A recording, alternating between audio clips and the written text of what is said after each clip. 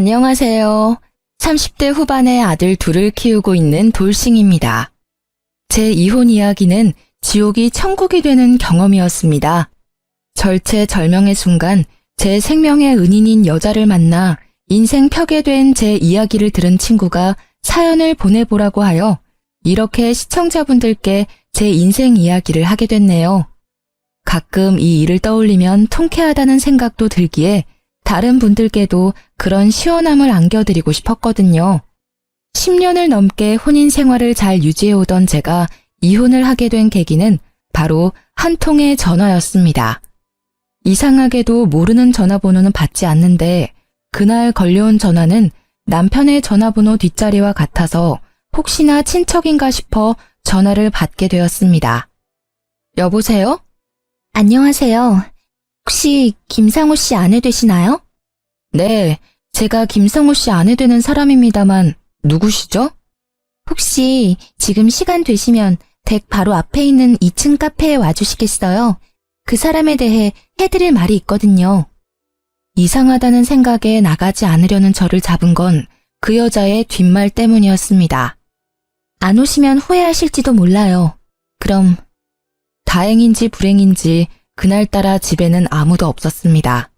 그리고 집안일이 빨리 끝났거든요. 전화가 너무 신경 쓰여 결국 그녀가 알려준 카페로 급히 발걸음을 옮겼습니다. 저를 한눈에 알아보고 제게 아는 척하는 그 여자는 참으로 예뻤습니다. 탐스럽고 사랑스러운 얼굴에 머리카락에 윤기가 흘렀습니다. 게다가 세련된 화장과 옷이 그 좋은 몸매에 딱 맞아서 같은 여자가 보아도 무척 예쁘더군요. 저는 이렇게 화사한 여자가 왜 저를 찾았나 싶어 의아했습니다. 처음에는 보험회사나 카드 영업사원인 줄 알았거든요. 정말로 그런 이야기를 하려고 부른 사람이라고 생각도 못했으니까요. 오늘은 집에 사람이 없나 봐요. 바로 나오셨네요. 좀 기다려야 할 줄 알았는데. 네, 집안 사람들 다 일이 있어서. 그런데 어쩐 일로 저를 보자고 하셨어요? 혹시 그이에게 무슨 일이라도 생긴 건가요? 아니에요. 그런 건 아니고. 사실 제가 지금 김상우 씨와 친밀하게 만나고 있는 사람이거든요. 네? 친밀하게 만나고 있다니 그게 무슨... 제가 그 사람 숨겨둔 애인이라고요. 사랑하는 사이. 그러니까 그쪽에서 그 사람이랑 이혼해 주시지 않겠어요? 저는 갑자기 들이닥쳐 폭탄 같은 말을 터뜨리는 여자를 그저 멀뚱히 쳐다만 볼 뿐이었습니다. 그만큼 그날의 그 일은 너무도 뜬금없는 현실감이 느껴지지 않는 말이었습니다. 남편의 불륜에 대해 이렇게 알게 되리라고는 상상도 못한 저는 그녀의 어이없는 제안에 대답을 잇지 못했습니다. 그리고 두 사람이 얼마나 사랑하는지에 대한 그녀의 말을 들을 때마다 분노와 화, 억울함 등이 뒤섞여 저의 감정을 잠식해 나갔습니다. 그러나 이내 뒤죽박죽이었던 제 머릿속은 환히 밝아왔습니다. 지금 제 상황에서 그녀의 말은 도리어 반가운 말이라는 걸 깨달았거든요. 살았다. 내 생명의 은인이 여기 있다. 그 기쁜 마음을 듬뿍 담아 저는 여유로운 미소로 상간녀에게 시원하게 말해줬습니다. 네, 이혼해드릴게요. 두 사람 꼭 결혼하세요. 제 말에 벙찐 상간녀의 얼굴이 아직도 기억에 고스란히 남아있습니다. 제가 이렇게 웃으며 두 사람의 사랑을 응원하게 된 원인은 10년 전으로 거슬러 올라갑니다. 지금처럼 합가를 한 게 아니라 당시에는 분가 상태였고 그때는 시부가 살아계셨습니다. 다만 시어머니는 시부의 간병으로 항상 집에 매여 있으셨고 무슨 이유에서인지 밝은 성격의 어머님은 시부의 수발을 들 때만큼은 항상 표정이 어두웠습니다. 그 모습이 애초로워 저는 어머님께 잘하려 무척 애를 썼습니다. 남편은 삼형제 중에 맏이었는데 셋이나 되는 며느리 중에 저를 가장 반기셨습니다. 손이 귀한 집안에 시집와 옷 같은 아들을 둘이나 낳은 것도 그 이유 중에 하나였지만 그것이 전부인 것은 아니었습니다. 어머, 어서 와라, 아가. 이렇게 일찍 안 와도 되는데. 그래도 이렇게 일찍 와서 준비를 도맡아 해줘서 너무 고맙구나. 정말 나한테 일이 잘하는 건 너뿐이야. 별 말씀을요. 빨리 해놓고 저도 어머님이랑 수다 떨면서 시간 보내는 게 좋은걸요. 어휴, 세상에. 너는 말도 이렇게 예쁘게 하고 마음씨도 착해. 둘째는 어제 전화 와서는 바빠서 못 내려올 것 같다고 하더구나.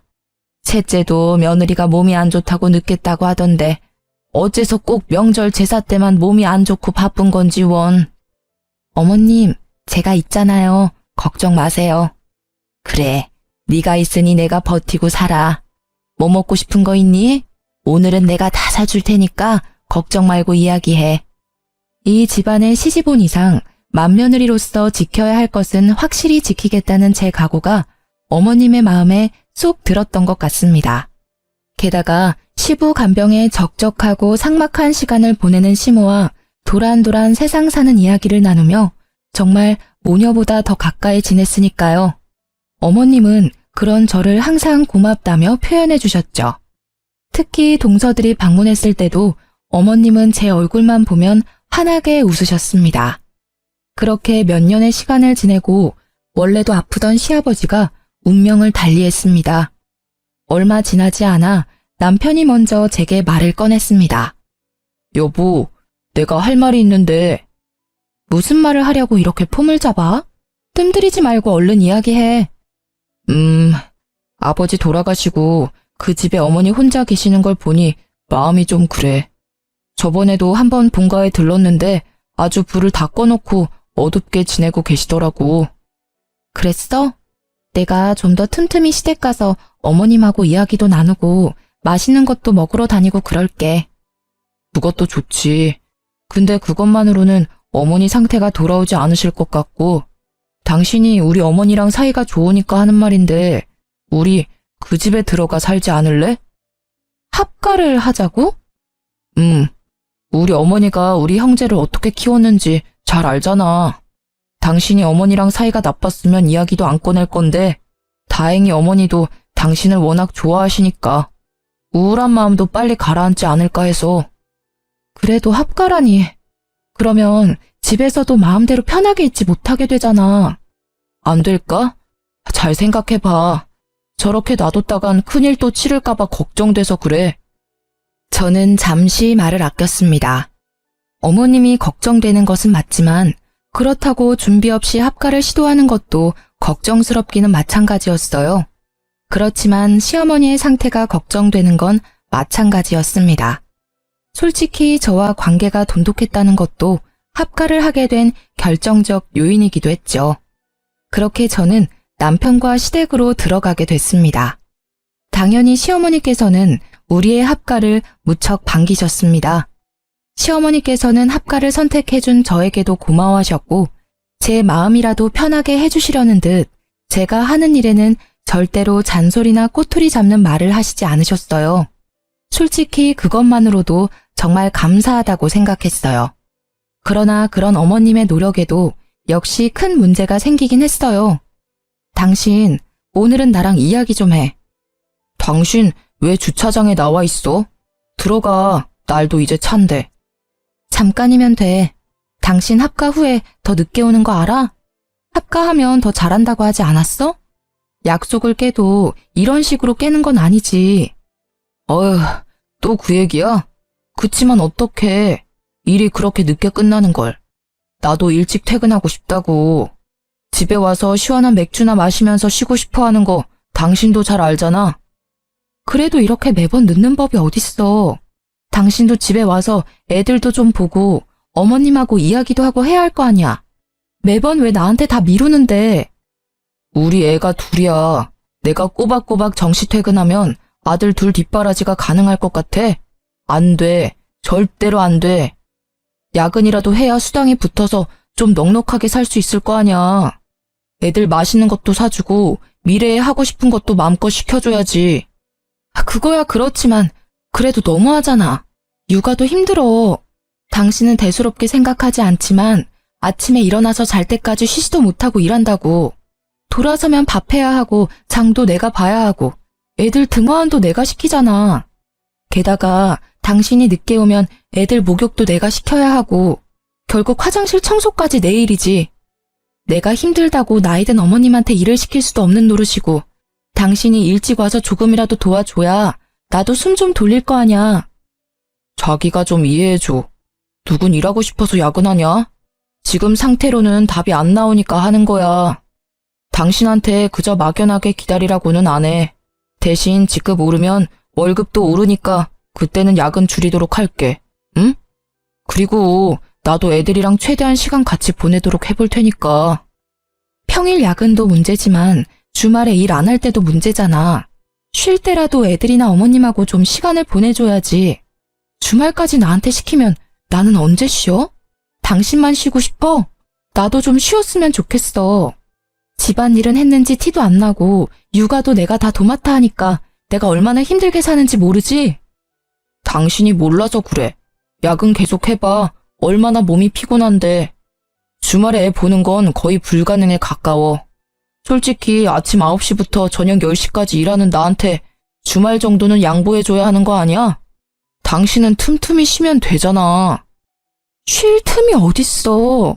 있으면 진작 쉬었지. 게다가 애들이 당신을 찾지도 않아. 애들이 아빠는 맨날 첫날 일만 하는 사람이래. 얼마나 대화를 안 하면 이렇게 생각하겠어? 제발 돈만 벌지 말고 애 정서 발달에도 도움을 줬으면 좋겠어. 아, 알았어. 주말에 애들하고 놀러 가보도록 노력할게. 그럼 됐어? 이제 잔소리 그만하고 들어가자. 나 피곤해. 남편이 힘들어 보인 건 사실이었고 애초에 홀벌이를 하는 집이라 남편의 수입이 전부인 것을 감안하면 어쩔 수 없는 일이기도 했습니다. 그러나 머리로는 이해했지만 여전히 마음은 서운했습니다. 나의 하소연을 잔소리 취급하며 대수롭지 않게 여기는 그 모습에 실망도 했습니다. 그렇게 하루가 멀다 하고 우리는 똑같은 문제로 주차장에서 매번 이렇게 다투었습니다.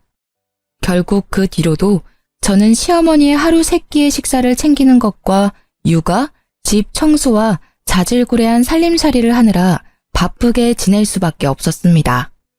그렇게 지지고 볶고 10년을 지낸 어느 날 병원을 다녀온 어머님과 남편의 표정이 심상치 않음을 느꼈습니다. 무슨 일이냐고 물어보지도 못할 만큼 얼굴색이 파리한 시어머님 때문에 신경이 쓰여 같이 다녀온 남편을 추궁했더니 저녁에 시동생들과 함께 밖에서 보자고 하더군요. 무슨 일인데? 어머님 상태 많이 안 좋으셔? 아님 기력이 많이 떨어졌다거나. 아, 우리 어머니 간암이래. 간암이요? 시동생들과 동서들은 그 말에 깜짝 놀라 말을 잇지 못했습니다. 그래, 못해도 이기 이상이라는데. 거의 확실하고 전이 됐는지는 다음에 와서 확인해봐야 한다고 하는데 의사가 간이식까지 생각해야 한다고 하더라고. 여태껏 고생하신 어머니 이제야 좀 편히 사시나 했는데 하늘도 무심하시지. 가족들은 청청병력 같은 소리에 다들 망연자실이었습니다. 그래도 간이식하면 살 수는 있는 거잖아요. 우리 알아보러 가요. 우리 중에 간이식 할 수 있는 사람이 하나라도 있을 거 아니에요. 내 말에 남편과 시동생들은 모두 고개를 끄덕이며 동조했지만 동서들은 껄끄러운 표정이었습니다. 저만큼 어머님과 살뜰한 관계는 아니었으니 그럴 수 있다고 생각했습니다. 다만 제가 적합하다고 한다면 드릴 의향이 있었기 때문에 적합 검사를 받자고 한 것뿐입니다. 그리고 병원의 결과는 놀라웠습니다. 그 6명 중에 딱 저만 가능하더군요. 저는 이것도 시어머님과 저의 인연의 깊이라고 생각했습니다. 저를 살뜰히 챙겨주셨으니 저도 그 마음에 보답할 수 있는 길이 생겼다고 생각했죠. 그러나 수술이 워낙 큰 수술이다 보니 저도 선뜻 그러노라 말이 나오지 않았던 것도 사실이었습니다. 당시 육아와 살림에 찌든 제 몸 상태도 그리 좋지만은 않았거든요. 그 모습이 제가 망설이는 거라고 생각한 남편과 시동생들은 울며 불며 제게 매달렸습니다. 여보, 제발 부탁이야. 응? 우리 어머니 좀 살려줘. 이런 말 정말 파렴치한 거라는 거 알고는 있는데 붙잡을 곳이 당신뿐이야. 이식만 해주면 진짜 편하게 살 수 있도록 내가 다 할게. 예, 형수님. 우리 어머니만 살려주시면 진짜 살면서 이 빚은 다 갚을게요. 제발 부탁드립니다. 저희가 이제부터 더 잘할 테니까 제발요. 시댁에 모인 모두가 저를 설득시키려고 할 때 시어머님이 서늘한 표정으로 말씀하셨습니다. 됐다. 간이식은 받지 않으마. 오히려 잘 됐어. 늙으면 일찍 죽어야 흉한 꼴 안 보이고 갈 수 있어. 어머니, 그런 말씀이 어디 있어요. 자식들 생각 좀 해주세요. 이렇게 살릴 수 있는 방법이 있는데 어째서 눈앞에서 어머니를 잃어야 하는데요. 그래요, 어머님. 저도 몸 상태가 좋아지면. 아서라, 이미 다 늙어 빠진 노인이야. 앞길 팔팔한 젊은 애들 간을 얻는다 한들 얼마나 살 거라고 수술을 해? 그거야말로 낭비야. 이식 안 할 거니까 그렇게들 알고 있어. 어머니!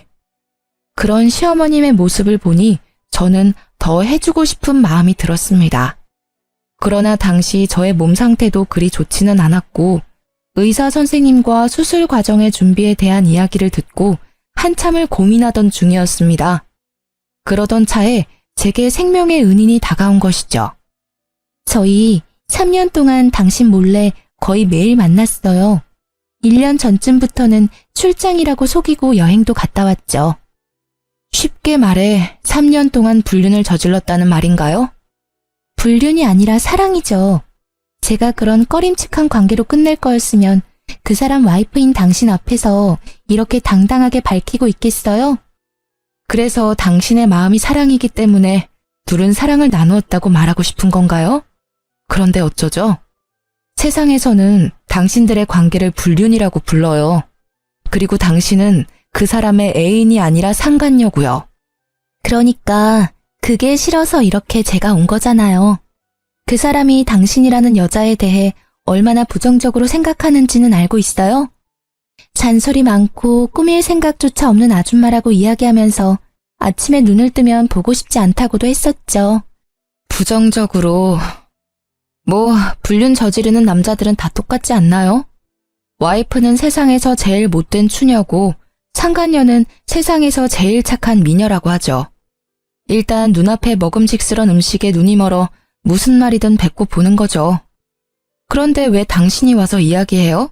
이야기하려면 그 인간이 내게 직접 이야기해야 하는데 당신과 저는 아무런 관계도 아니잖아요.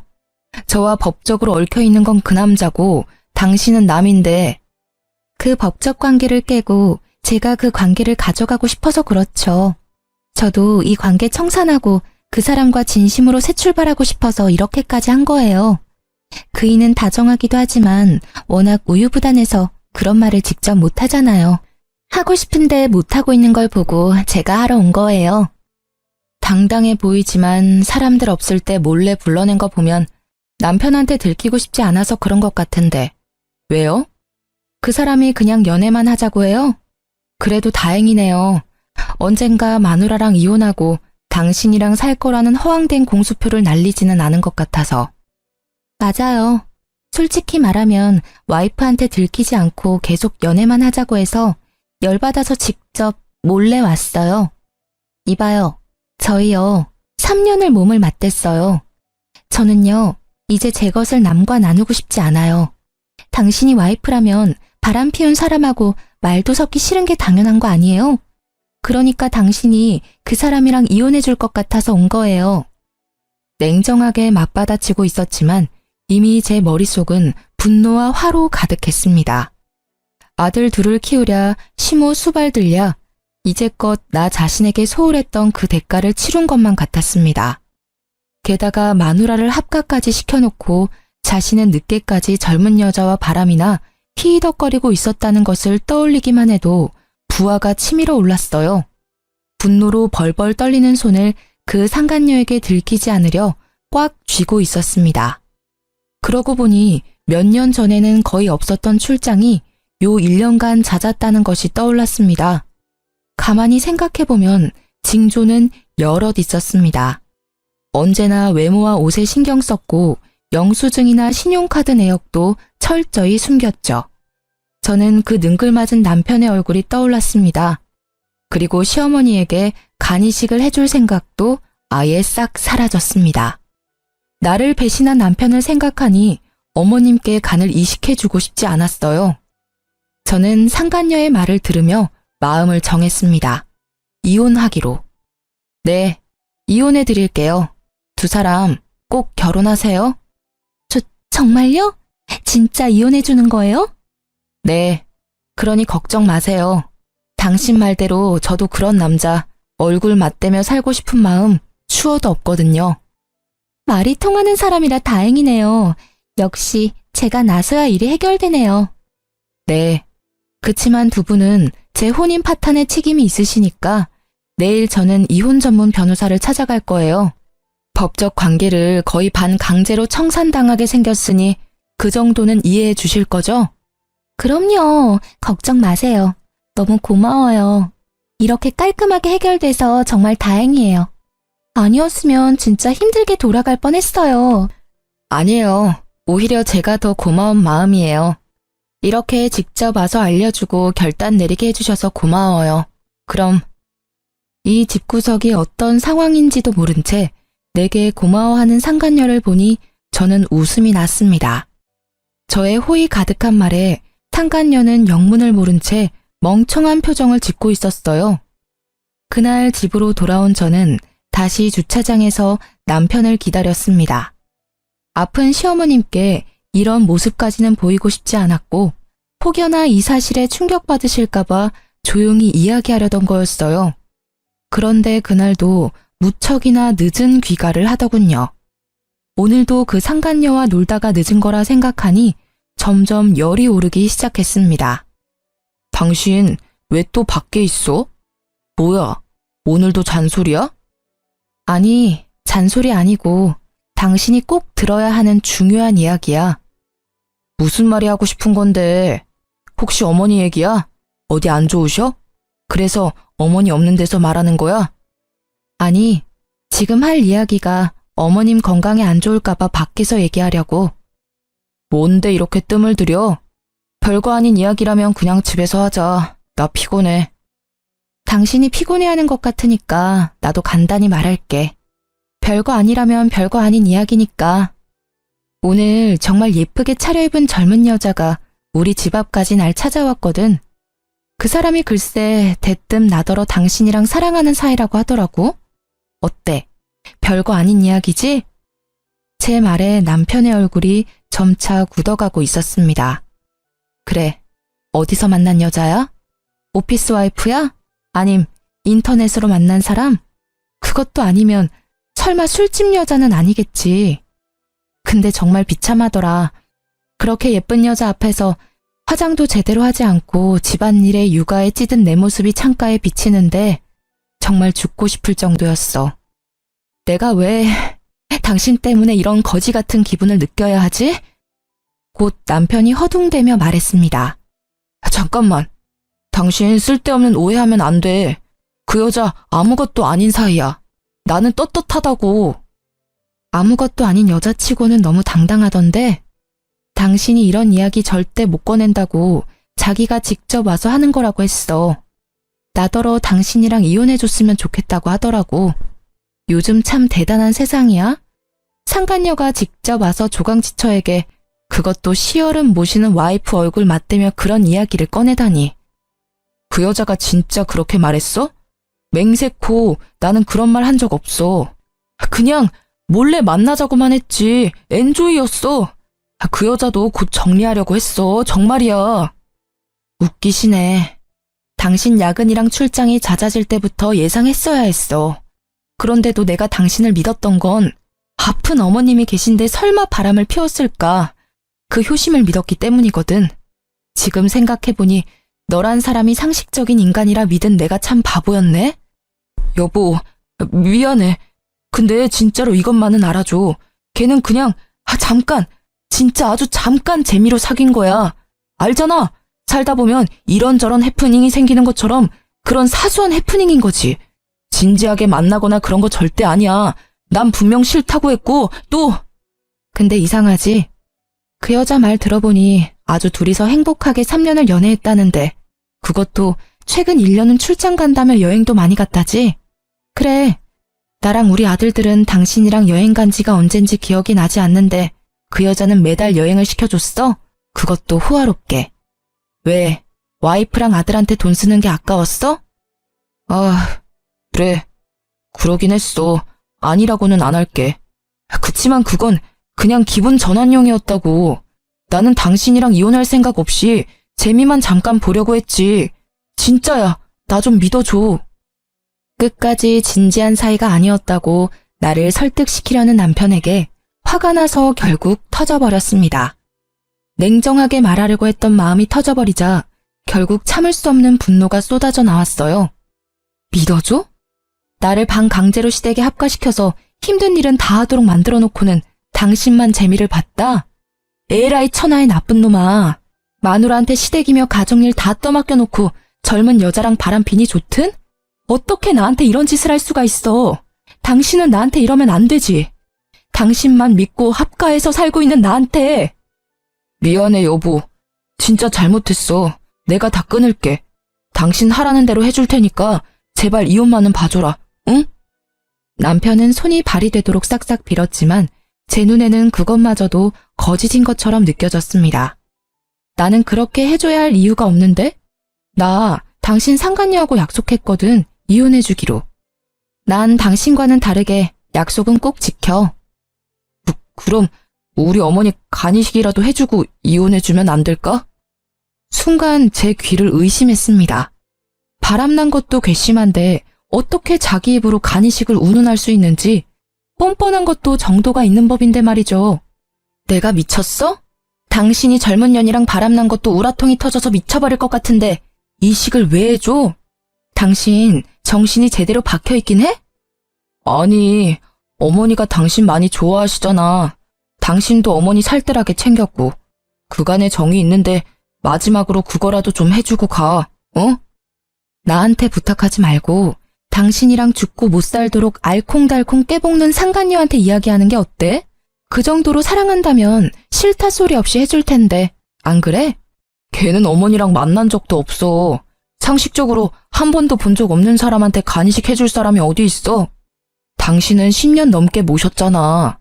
명색이 며느리인데 그 정도도 못 해줘?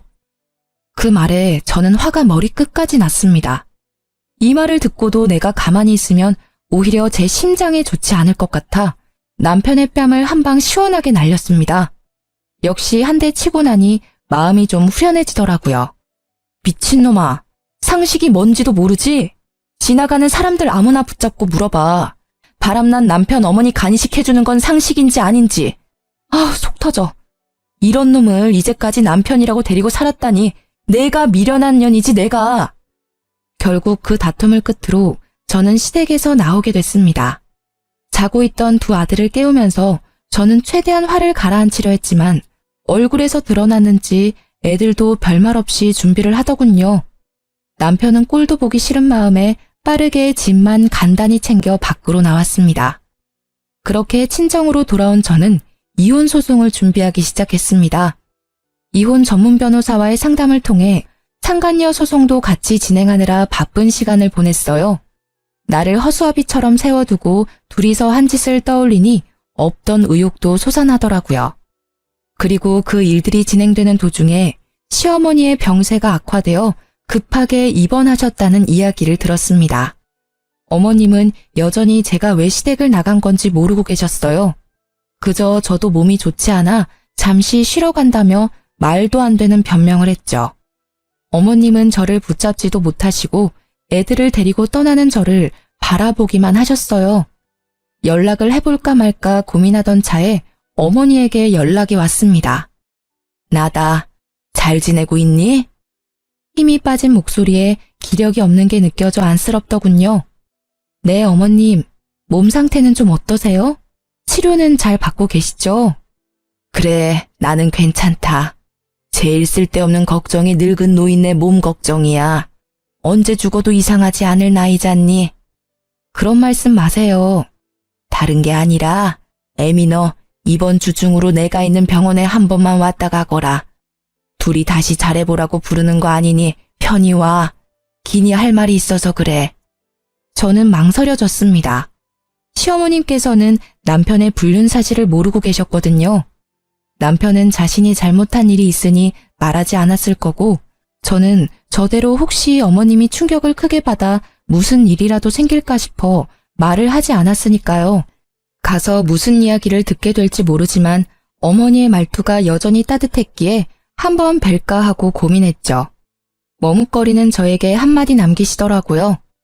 이번 주에는 애비고 네 시동생이고 아무도 안 온다. 어차피 자주 오지도 않는 사람들이야. 네가 마주칠 일 없으니 편하게 와. 부담 주는 거 아니야. 정말로 용건이 있어서 부르는 거야. 알았지? 여전히 저를 생각해주는 어머니 모습에 보내주신 주소로 찾아갔습니다. 병원 침대에 누워있는 어머님의 몰골은 말이 아니었습니다. 볼살 하나 없이 야위고 거뭇해진 얼굴에 이곳저곳 연결된 수액줄에 거동도 제대로 못하는 모습을 보고 마음이 미어졌어요. 배아파 낳은 아들이 셋씩이나 있는데 아무도 신경을 쓰지 않았는지 방문자 카드에 제 이름이 2번째로 써져 있더군요. 효자 코스프레하며 어머님 살려달라 소리치던 남편놈은 어디서 뭘 하는지 어머님께 와보지도 않은 듯 했습니다. 제 얼굴을 보신 어머님께서는 조용히 말씀하셨어요. 네 남편 때문에 네가 고생이 많구나. 네가 마음고생이 많아.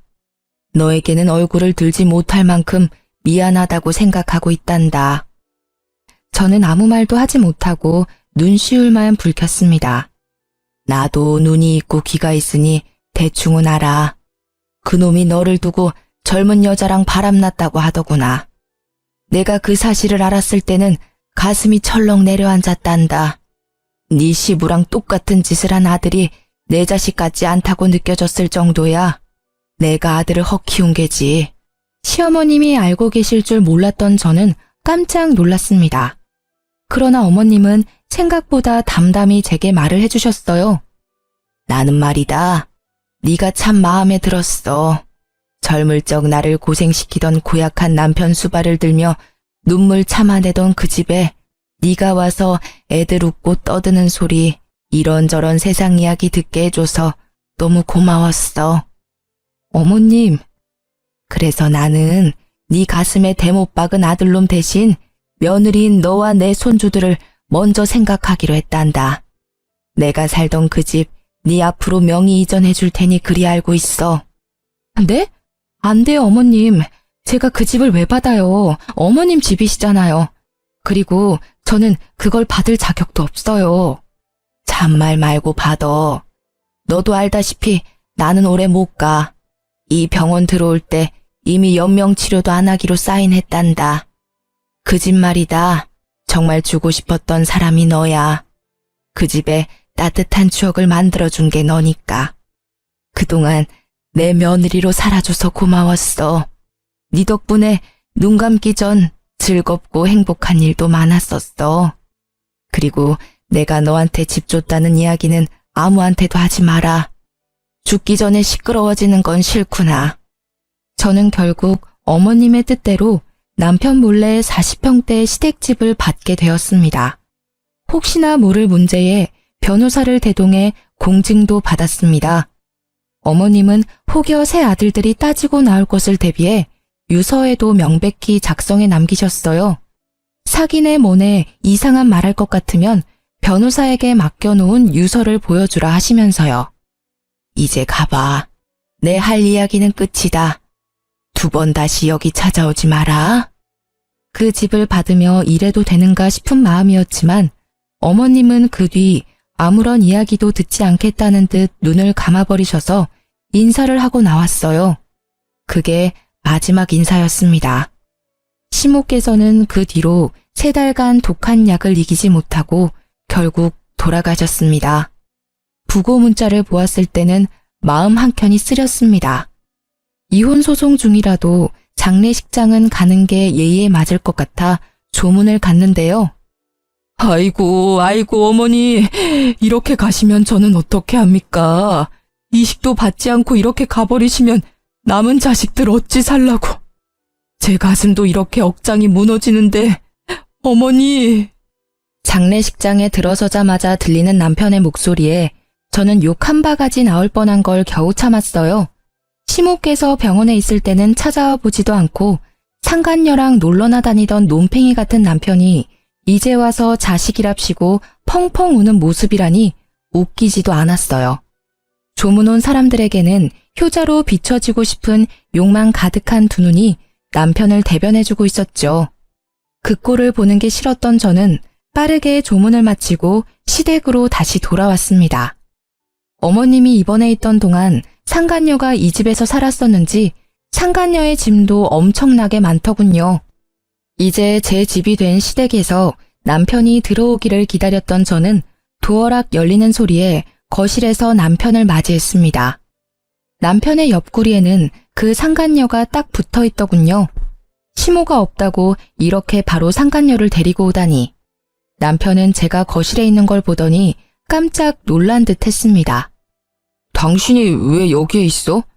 어차피 이혼 소송 중인데 짐 싸고 당장 나갈 줄 알았더니. 아니지, 짐 싸고 당장 나가야 되는 게 맞지. 역시나 남편은 모르고 있었습니다. 이 집이 누구의 소유가 되었는지. 저는 당일 떼어놓은 등기부등본을 척하니 보여주었습니다. 처음에는 그게 뭔지 몰라 멀뚱멀뚱 읽고 있던 그가 갑자기 손을 덜덜 떨며 재차 확인하기 시작했습니다. 이제 알겠어? 이 집 내 거야. 그러니까 너희 두 사람이 당장 나가야 될 것 같은데? 왜? 이 집이 왜 당신 앞으로 되어 있어? 내가 받는 게 당연한데. 아, 뭐야. 당신 대체 뭔데? 우리 어머니한테 뭘 어떻게 했길래 어머니가 당신한테 집까지 준 거야? 그러게나 말야. 내가 뭘 해서 어머님이 내게 집을 남기셨을까? 당신이 잘 좀 생각해봐. 일단 이 집에서 나가. 알았지? 야, 너 설마 우리 엄마 협박했어? 아님 시어머니 상대로 사기쳤냐? 정당하게 합법적으로 시어머님 통해서 전달받은 건데 못하면 어머님 담당했던 변호사님께 찾아가 봐. 명함 줄게. 당당한 제 말에 뒷목 잡는 남편과 옆에서 눈알만 열심히 굴리는 상간녀의 모습을 보며 곧장 이삿짐 센터에 전화를 했습니다. 여기요. 용달차 하나 보내주세요. 짐 그렇게 많지는 않거든요. 최대한 빨리 와주세요. 상간녀가 저와 제 아들들 짐만 고스란히 모아 창고방에 처박아 놓았길래 저는 그 짐을 제외한 남편과 상간녀의 짐을 모조리 용달에 실어달라고 했습니다. 남편이 믿고 있던 재산이 그 집뿐이었는데 그 집이 제 것이 되었으니 상간녀는 두 번 다시 볼 일 없다는 듯 짐을 챙겨 나가려고 하더군요. 야, 너 어디 가? 야, 너 설마 내 돈 보고 붙어 있었어? 이 꽃뱀 같은 년이? 그럼 오빠 어딜 봐서 나 같은 여자가 붙어 있었겠어? 이 집이 오빠 명의도 아닌데 내가 붙어 있을 필요 없잖아. 서로 주고받는 심플한 사이인데 그 정도는 당연한 거 아니야? 뭐? 뚫린 입이라고 함부로 이야기하지? 언제는 나 좋다며, 내가 전부라며. 네가 와이프한테 이혼하라고 해놓고 너 혼자 빠지겠다. 내가 시키지도 않은 일을 만들어서 분란만 만든 건 너야. 너도 책임질 건 져야 할 거 아냐. 왜 네가 싸지는 일을 내가 수습해야 하는데? 그거야 오빠 생각이지. 게다가 오빠가 이렇게 멍청한지 몰랐었거든. 난 돈 없는 오빠한테는 관심 없어. 오빠가 뭐가 대단해? 몇 푼 되지도 않은 월급에 얼굴이 잘생겼기를 해, 다정하기를 해. 거기다가 봐. 내가 오빠 생각해서 와이프랑 이혼하게 만들어놨는데 두 눈 뜨고도 집까지 홀랑 뺏기고. 너 말 다 했어? 저와 용달 기사들이 보는 앞에서 두 사람의 추접스러운 대화는 그렇게 몇십 분 동안 이어졌습니다. 정말 수준 떨어지는 사람들끼리 똑같은 짓 하는 걸 보니 코미디가 따로 없었네요. 결국 남편은 상간녀와 함께 제 집에서 쫓겨났습니다. 어디로 간 건지는 모르겠지만 두 사람이 함께가 아니라는 것만은 확실했어요. 집 하나 없다고 찢어지는 두 사람을 보며 사랑이네 뭐네 했던 상간녀의 말이 생각나더라고요. 그 여자에게는 남편이 물려받았을 집이 사랑의 대상이었겠죠. 그렇게 저는 남편과의 이혼 소송에서 승소하게 되었습니다. 당연하다고 생각해요. 상간녀를 데리고 시댁에 온 것도 그렇고 그 상간녀가 와이프인 나를 찾아와 이혼을 종용하기까지 했으니 말이죠. 그럼에도 소송까지 간 남편이 대단한 건지 모자란 건지 모르겠네요. 아, 물론 상간녀한테는 손쉽게 위자료를 받아냈죠. 요즘 애들 참 시원시원하더라고요. 소장을 받자마자 돈이 입금되더라고요. 그런데 남편은 거기에서 끝나지 않았어요. 여보, 애들은 좀 보여줘. 어떻게 엄마가 돼서 애들한테 아빠를 없애버릴 수 있어? 당신 정말 잔인한 사람이야, 어? 당신 진짜 열받는 소리만 골라서 하는 재주가 있네?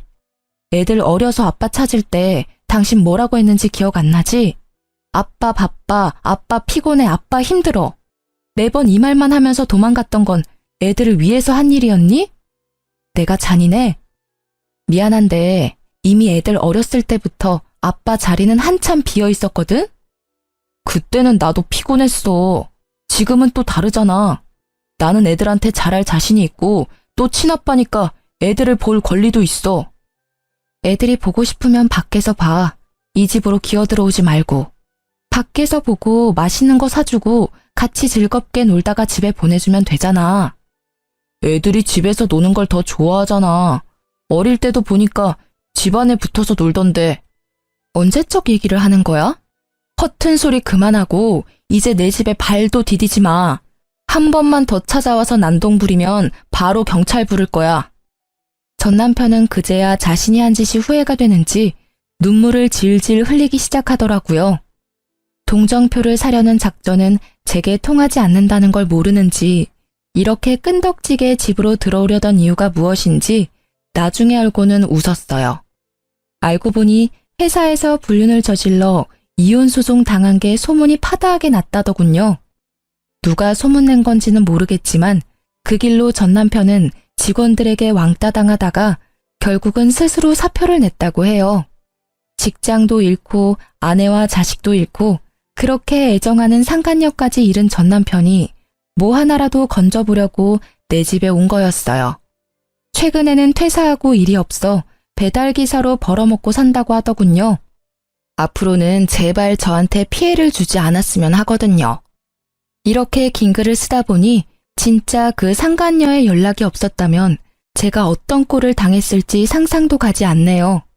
그 상간녀가 제게는 정말로 은인이나 다름없어요. 이렇게 제 이혼 이야기는 끝이 났네요.